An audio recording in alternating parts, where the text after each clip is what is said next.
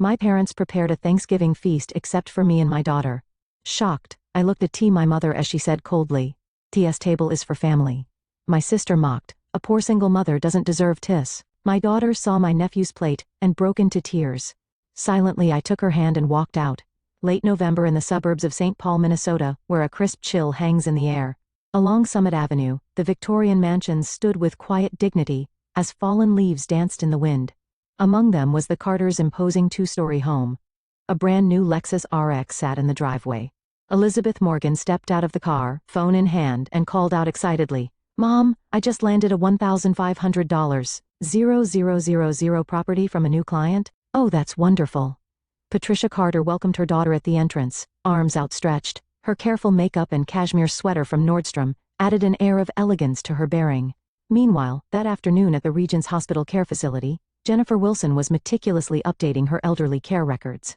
She'd been the nurse in charge of her parents' medical care for over a decade. Though reserved by nature, her reliable skills and dedication had earned her high respect within the facility. "Thank you for your thorough work as always, Wilson," a senior nurse called out. She smiled in response. "Thank you. That's the end of my shift for today." Back at her apartment near Como Park, her 10-year-old daughter Lily had finished her homework and was waiting. "Mom, look. I tried a new cookie recipe I saw on YouTube." The kitchen counter displayed slightly misshapen but lovingly made chocolate chip cookies. Since losing her father in a car accident 2 years ago, Lily had been trying her best to stay cheerful. She'd been honing her cooking skills by watching cooking shows and helping with simple chores at her grandparents' house. Her pure kindness warmed the hearts of those around her. They looked delicious. Jennifer embraced her daughter. Her annual salary of $65,000 wasn't considered wealthy in this area, but the time spent with her daughter was priceless. Meanwhile, in the Carters' living room, Elizabeth was bragging about her son Tommy's grades. "My boy got another perfect score in math." The 12-year-old nephew was deeply engrossed in his latest iPad, sunk into the sofa. That day too, Robert Carter sat silently reading his newspaper. The former high school teacher had recently begun rereading the same articles multiple times. Everyone noticed the early signs of mild dementia but chose not to mention it.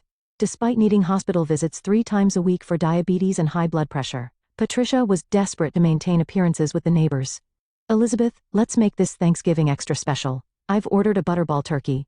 Though the Carters appeared affluent on the surface, they were actually deeply in debt due to rising medical and living costs. Jennifer sensed this reality, but the gulf between the sisters had grown too wide for anyone to bridge. At dusk, Lily showed a handmade card she created at her grandparents' house.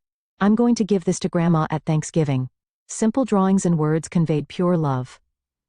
On Thanksgiving Day, Jennifer's car slowly pulled up in front of the Carter mansion.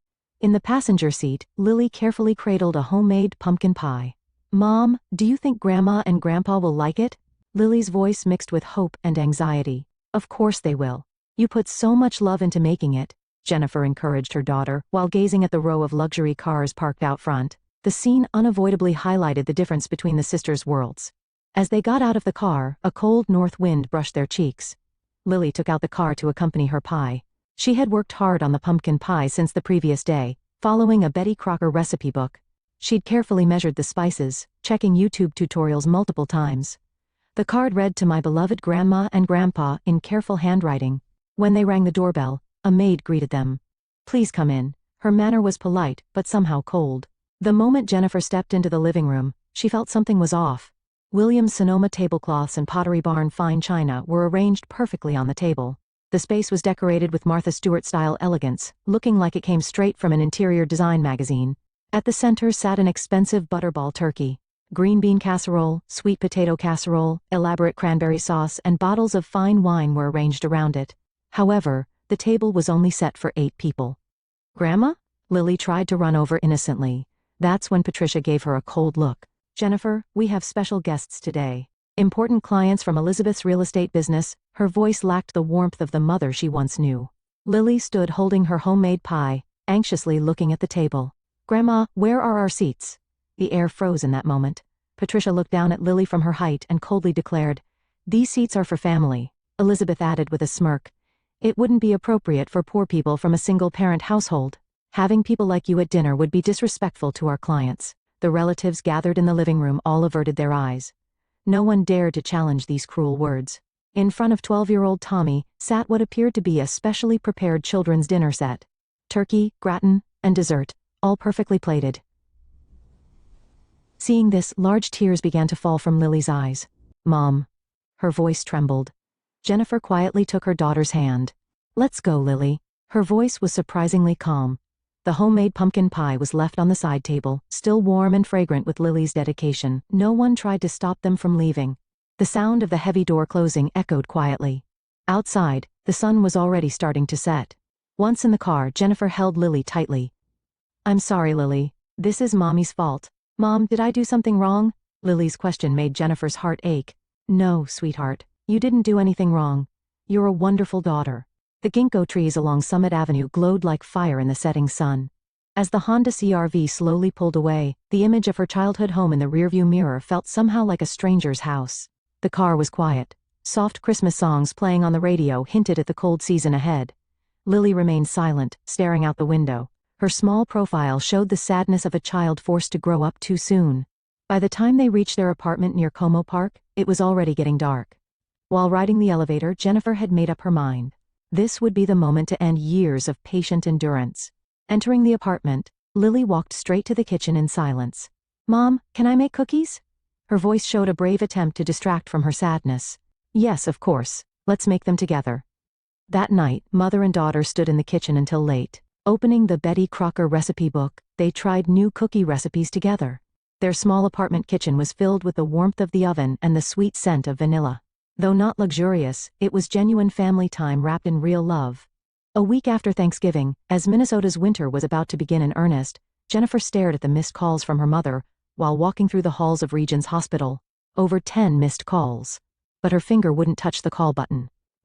"Miss Wilson, Mrs. Carter's blood sugar levels are at dangerous levels." A colleague handed her an emergency chart. The doctor's report showed that appointments and medication had been neglected. "I'm concerned about your mother's condition. She's been canceling appointments since last week," the doctor frowned as he explained. "Her diabetes numbers are very unstable. There's a risk she could need emergency transport this weekend." Hearing these words, Jennifer sighed deeply. All along, it had been her who accompanied her parents to hospital visits and managed their medications. Elizabeth was uncooperative, citing work, and was actually receiving financial support from their parents. Returning to her apartment near Como Park, Lily was practicing cooking in the kitchen. "Mom, look. I found a new Christmas cookies recipe." Her voice was cheerful, but there was a hint of loneliness. After all, she'd suddenly lost her time learning cooking at her grandparents' house. The phone rang. This time it was from her father, Jenny. Her father's voice sounded weaker than usual. "Lately, I am having trouble remembering the names of my medications." That night, Jennifer couldn't sleep. Through her work at the care facility, she was well acquainted with the progression of dementia. Her father's symptoms were clearly showing signs of worsening. The next day she ran into Elizabeth at the church community center. "Looks tough," Elizabeth said mockingly, clutching her expensive designer bag. "But you're the one who abandoned our parents." "Abandoned?" Jennifer's voice shook. "Who do you think has been managing their medical care for the past 10 years? Well, that's your job, isn't it?" "You're a nurse," Elizabeth shrugged. "I have my own life. As a luxury real estate agent, I have to maintain certain appearances." Those words filled Jennifer with intense anger. But even more than that, a deep sadness welled up inside her. The gulf between the sisters had become too wide to bridge. A week later, Patricia was rushed to the emergency room. "Her blood sugar levels have risen to dangerous levels," the emergency room doctor explained. "Who has been managing her medications until now?" "My sister," Elizabeth started to say, then swallowed her words. At that moment, in a corner of the hospital room, Robert was repeatedly asking the same question. "Patty, what day is it? Patty, what day is it?" His dementia symptoms had suddenly worsened with the stress. The next day, there was a meeting with a social worker. "Home care is no longer feasible in this situation," the social worker explained quietly. 24-hour professional care will be necessary. "But such expenses," Elizabeth's voice rose. "Insurance coverage is limited," the social worker continued. "The family will need to share the costs." At these words, Elizabeth's expression clouded. Her glamorous life as a luxury real estate agent was actually built on debt. Car loans for expensive vehicles, payments for branded goods, her son's private school tuition. The costs of maintaining appearances had strained their finances. A few days later, the Carters' reputation began to rapidly decline in the church community. Rumors spread quickly. Whispers of the Carters' downfall began to circulate in the upscale Summit Avenue neighborhood. Meanwhile, Lily tried new recipes every day. "Mom, these cookies for Grandpa," she started to say, then stopped herself. Her small hands kneaded the dough a little harder. One day, Jennifer ran into her mother in the hospital hallway. "Jenny." Patricia's voice had lost its former dignity. "I wanted to see you." That day, Patricia struggled with her words. "I was wrong." In that moment, something hot welled up in Jennifer's chest.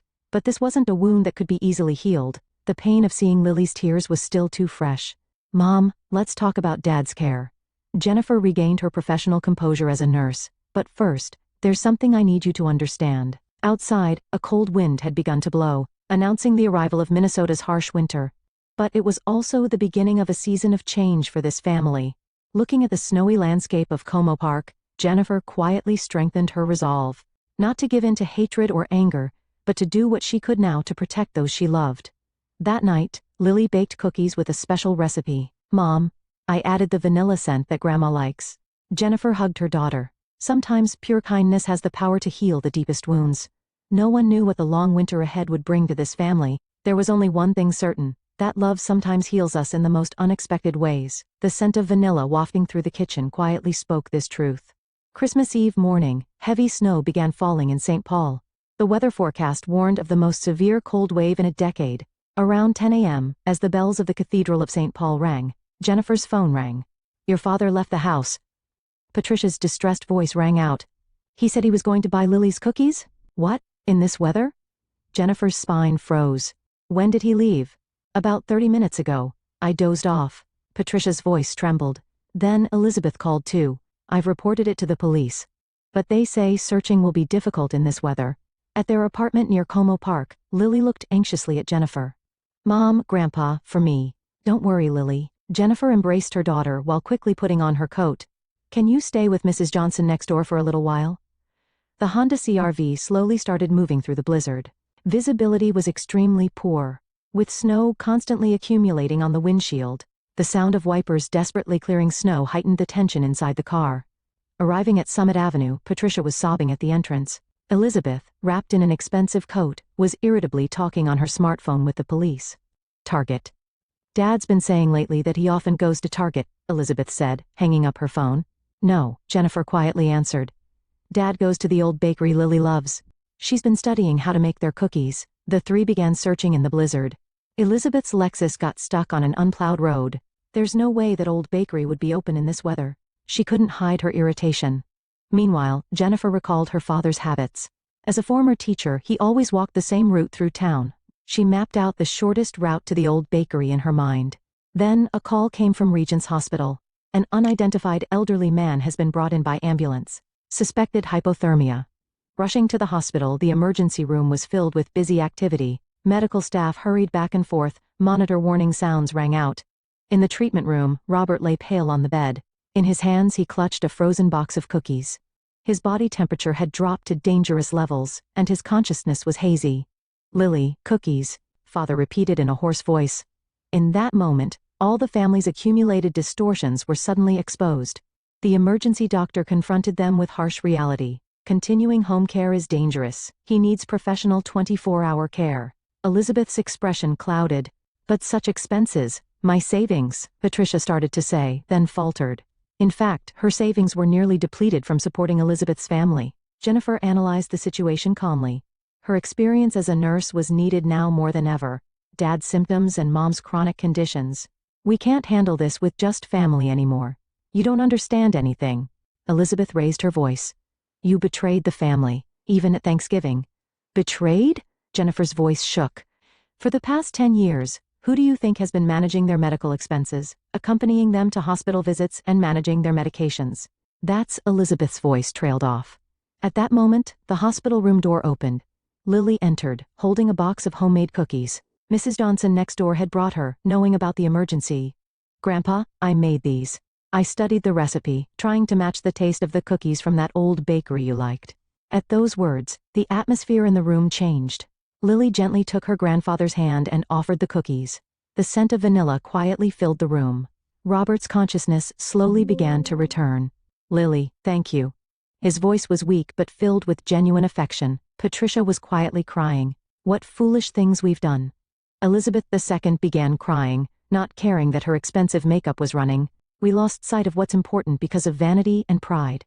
Jennifer silently watched her family. Sometimes the deepest crisis teaches us the most important truths.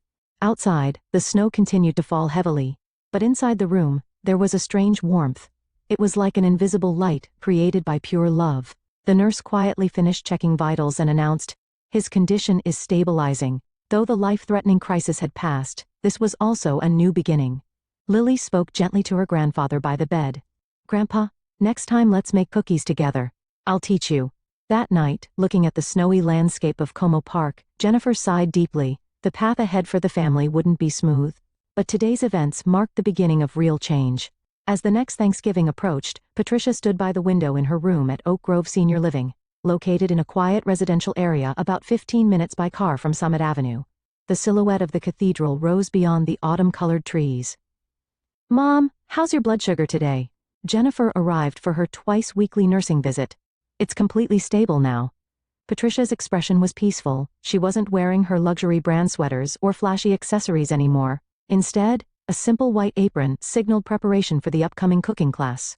"Lily, what are you teaching us today?" Robert called from the living room. His dementia had slowed its progression, and he was spending peaceful days. "Today, we're making Grandma's recipe." Now 11 years old, Lily skillfully began preparations in the kitchen of her grandparents' room. The Sunday cooking class had become a new family tradition. Lily's passion for cooking, which began with studying the old bakery's cookies, had become a healing force for the entire family. The Betty Crocker recipe book was no longer just a guide but a source of inspiration, as she created her own recipes combining techniques found on YouTube. The doorbell rang, and Elizabeth entered with her son Tommy. Gone were the luxury brand bags, replaced by a homemade apron. "Sorry I'm late," she smiled sheepishly. A real estate contract ran long. Elizabeth's life had changed significantly. She'd shifted her focus from luxury properties to general housing transactions, and reformed her show-off lifestyle. She was now properly sharing their parents' care expenses. "Mom, can I help too?" Tommy, now 13, showed interest in cooking for the first time. The nephew, who had been absorbed in his iPad, was now joining in family time. "Of course." Lily smiled kindly at her cousin. "You can be my assistant chef." Watching the family in the kitchen, Jennifer remembered last Christmas Eve. Ironically, that day's crisis had become the catalyst for rebuilding family bonds. Moving to assisted living hadn't been an easy decision. However, the 24-hour professional care and each family member's shared responsibilities had actually fostered genuine connections. "Hey, remember?" Elizabeth suddenly spoke to her sister. "When we were kids, watching Mom cook like this?" "Yes," Jennifer nodded quietly. "But it's different now. Lily's the one teaching us." At those words, tears glistened in Patricia's eyes. The true happiness that had been invisible when she was caught up in appearances and pride was right here. "Here it is, all done." Lily proudly presented a freshly baked apple pie. Though rough around the edges, the handmade pie with its heartfelt care radiated more warmth than any expensive butterball turkey. "Looks delicious." Tommy showed genuine appreciation. Though there were no expensive dishes or tablecloths, the family's expressions around the table were warmer than ever before. "This is what Thanksgiving should be," Patricia whispered. "Yes, Mom," Jennifer gently replied. "This is real family time." Outside, the cold north wind swirled the autumn leaves. But inside, the room was filled with the warmth of the oven and the sweet scent of cinnamon. On the way back to Como Park, Lily asked, "Mom, did we find happiness?" Jennifer met her daughter's eyes in the rearview mirror.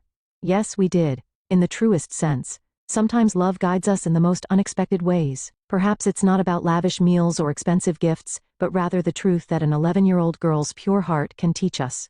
The Honda CR-V slowly drove through the twilight streets. Next week, and the week after, the family cooking classes would continue. Though not flashy, it was the beginning of a new family story, bound together by genuine love.